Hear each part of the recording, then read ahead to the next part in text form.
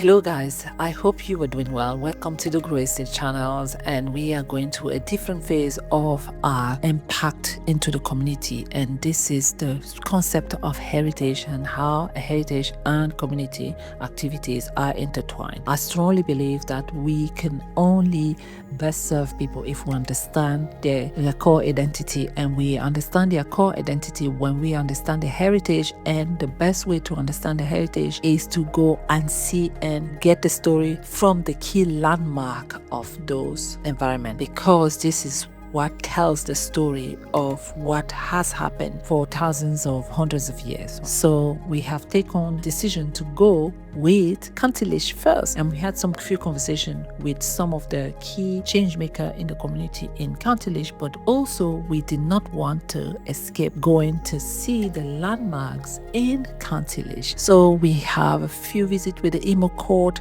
Garden, which is a beautiful home, and that was one owned by the English. We had the Heywood Garden, who the house was burned down a few hundred years ago and now still is maintained by the state, because it represents one of the key landmarks in the history of people in Cantillage. And then we have the museum, and we have the famous Rock of Dynamis. I hope you really enjoyed this, and one key thing that I find that I would say is that our identity is based on our heritage, and we can only serve our community, and even as migrant that as us going to serve a community if we have a better understanding of the history and the heritage of the environment. So I hope you enjoy this. Thank you.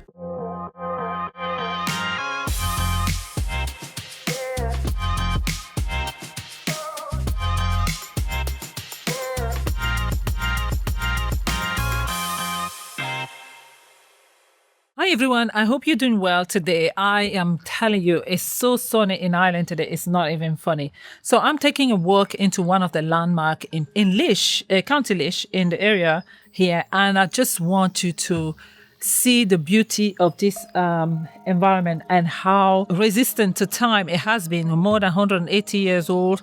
It's a garden that was built by Lutheran, and it was a collaboration with the state as well. And I don't know how many acres it is. It's not obvious like Heywood Court, where you know it's about around 500 acres or more than acres, or 200 acres. But this one is really just a beautiful scenery. Now on here you can see a former little derelict castle there, right? Seems to be the entrance of the area in those days, and you have a nice view to the whole environment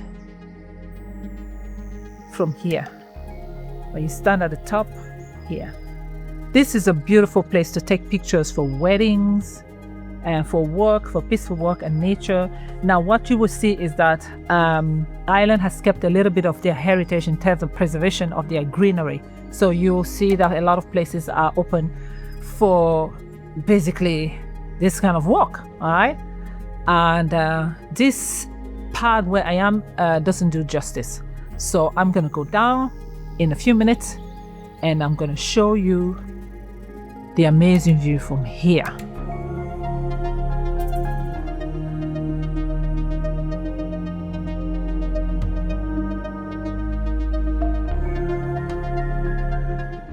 So we have the obelisk. This structure combined two functions of the estate. First, it was a milestone with distance to Ballynakill, Dublin, Heywood. Secondly, it was a memorial to Andrew Caldwell, Frederick Trench, good friend. Okay, so I suspect Mr. Frederick Trench was probably the owner, right? So I think that there's probably organized visit to this area. So I have done only half of it.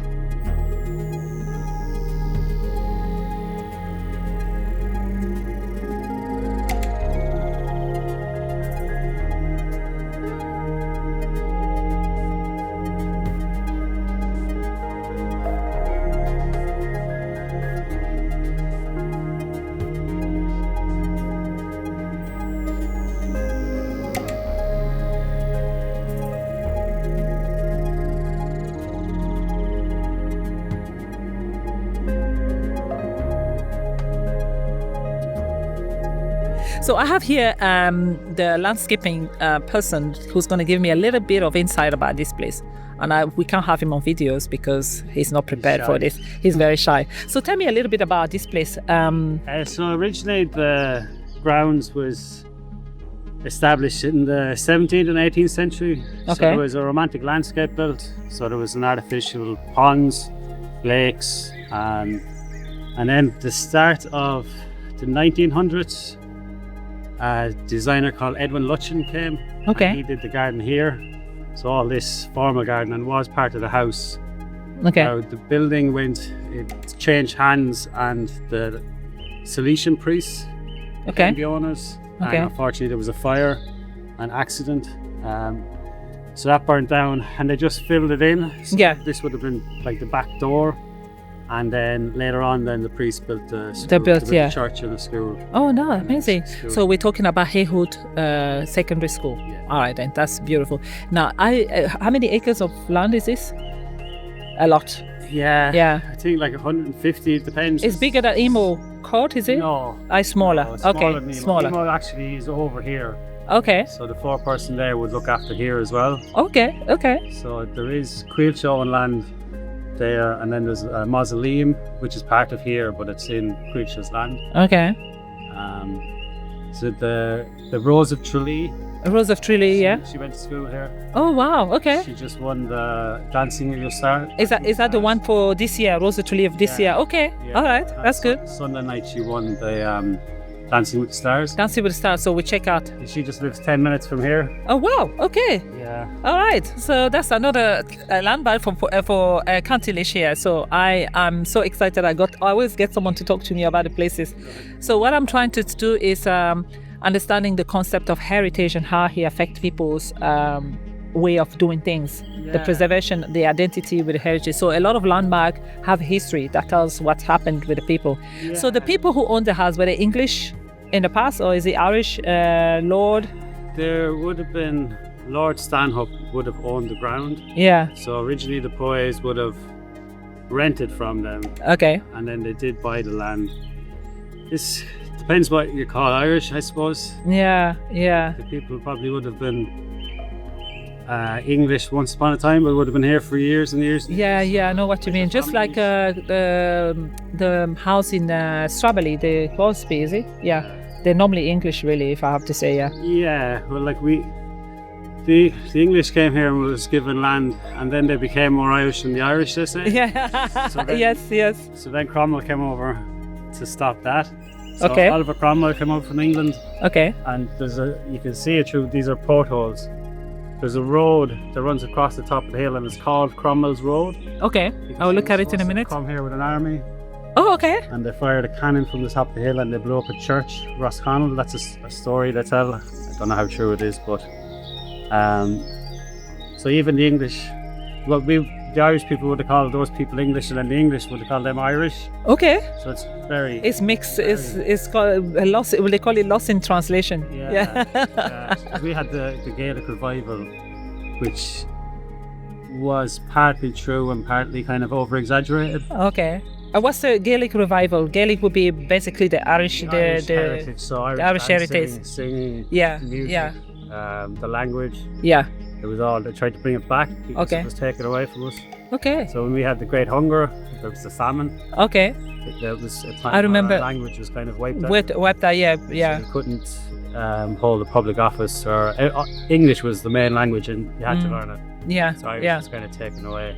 Okay. Huge revival now, especially with younger people. A lot of young, They want to go back to a the. lot of them go to a Gaelic school. So Yeah. Irish-speaking school. And that's the reason why I'm actually really insisting on the whole concept of heritage, because even me, for example, I'm from Cameroon, and I really want to go back and get, like, there's so many war now, and a lot of them are based on the propriety of lands.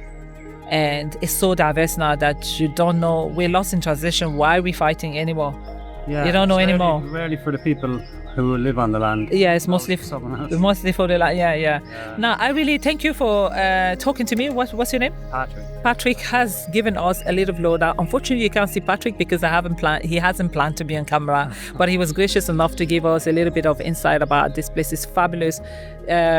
Wedding pictures or whatever you wanted to just come to this place is open. As you heard, it's open 24/7, and it's well maintained. And it's pure.